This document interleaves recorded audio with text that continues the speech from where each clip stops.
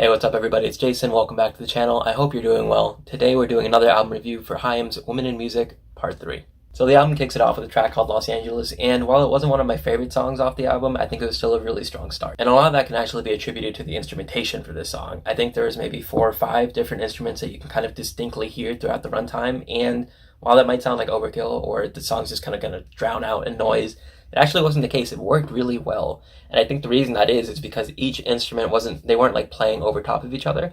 There was kind of a moment for each of them to shine. There's, a little bass line here or there that erupted, some organ behind it, and obviously the saxophone intro and outro. And it's a really difficult thing to balance all of those instruments out. So for that reason, I actually really respected the song. I mean, the only thing that was really holding the song back for me were the lyrics. I found them personally cliche. I mean, we've heard that storyline a couple of times where, people go to a big city, Los Angeles or New York, and it's not what they think it's going to be, which is kind of what I think the song is about. And I guess I'm really just not a fan of that theme, or I've heard it far too many times for it to really make an impact on me musically. And then right after Los Angeles, we transitioned to my second favorite song on this album, The Steps. I mean, this song was actually such a blast to listen to because it was basically a 2020 90s pop rock hit, and that gave it a really nostalgic quality for me. I mean, the instrumentation breakdown, you have your guitar riff and then an acoustic rhythm guitar backing it up, and then another hook on top of that, which sounds a lot like Mississippi Queen, by the way. So the arrangement, instrumentation-wise, is just straight 90s, and of course the chorus has 90s vibes written all over it, so for me, that one's a winner. But unfortunately, as soon as we come down from the high of The Steps, we transition into what I believe is the worst song on the album, I Know Alone. I mean, nothing really works for me in this song. I think it's fair to say that throughout this album, there's a little bit of experimentation going on with sound, and sometimes it works, and sometimes it doesn't. Obviously, I think this song falls in the category of it doesn't. What really kills the song is a synth drum beat. It comes in maybe like 20 seconds into the song starting, and it conflicts with the way the song is. It conflicts with the tone, really, of the song. Vocally, the song kind of starts off low and moody, and it actually stays that way throughout its entire runtime. But when the beat comes in, the beat is actually quite fast, and it really interrupts the song, the tone, at least, that was set off by the vocals. So throughout its runtime, it didn't really feel like you were listening to one song. It felt like you were listening to 2 songs that were competing for the spotlight. Fortunately, like I said, I Know Alone was really the low point of the album for me, and luckily we kind of get out of the way fairly quickly in the full runtime of the album. It's, I think, the 3rd song in. So after we get over that hump, I feel like there's not really any more major hiccups to get through. The next song, Up From a Dream, and I swear, I know I'm going in order of the songs, but I'm not going to talk about every single song, I promise. But I want to talk about Up From a Dream because it, by all means, should have stayed just kind of one of those songs that were in the middle. I didn't think it was bad, I didn't think it was good, it was okay. But for some reason, when I really listened to it for like the 2nd or 3rd time, it really caught my attention. Because if you really listen to it, I think you'll, like me, believe that this is basically the song form of Inception. Alright, so hear me out, I promise I'm not insane, right? So the song starts off, it sounds like someone's yawning as if they just woke up from a dream, right? And then from there, the lyrics and the theme of the song is just like, you just woke up from a dream, you're trying to go back to sleep, but you can't, you do the dishes because you're already awake, all that stuff, right?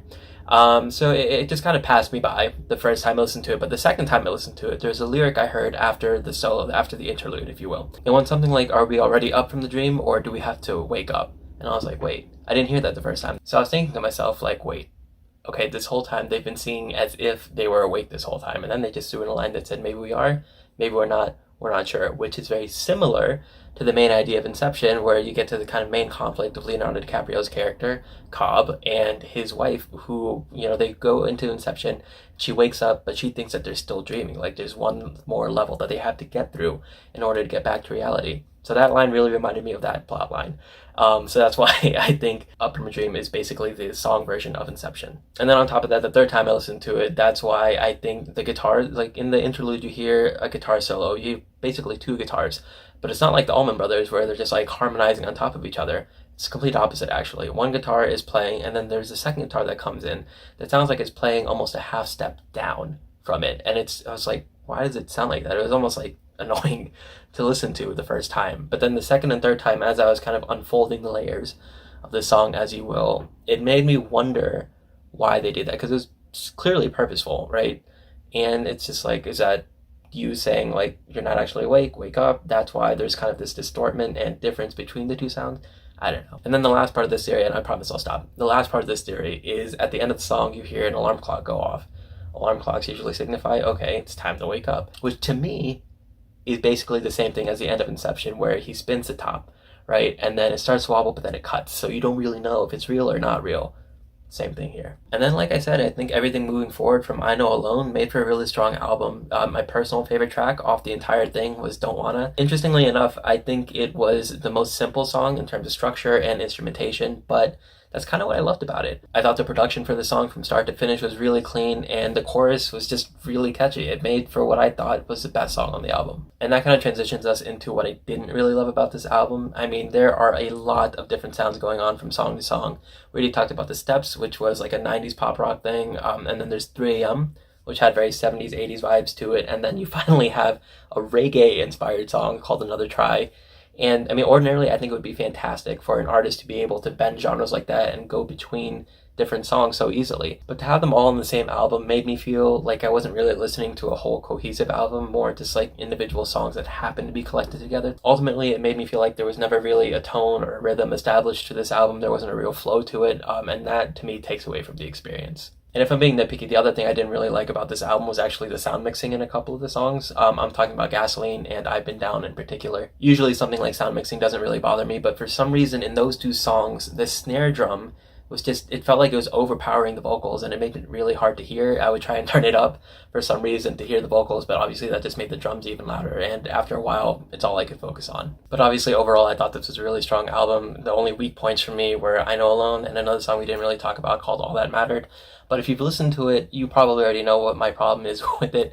That screaming sound effect that they have in the chorus is just, it's ear numbing, and I can't stand to listen to that song. But with the exception of those 2, I really think that for the most part, the sounds that they were going for, they pulled it off. Again, using Los Angeles as a prime example, that's like 4 or 5 different instruments that they were able to blend together really well to create a cohesive song. And to me, that was actually really indicative of the entire album. There's a lot of experimentation going on with sounds, and for a majority of the time, it really works. Alright, so that's going to do it for this video. Be sure to leave your thoughts below, and if you enjoyed the content, please like or subscribe. That really helps me out. Until next time, stay safe, be kind. Thank you.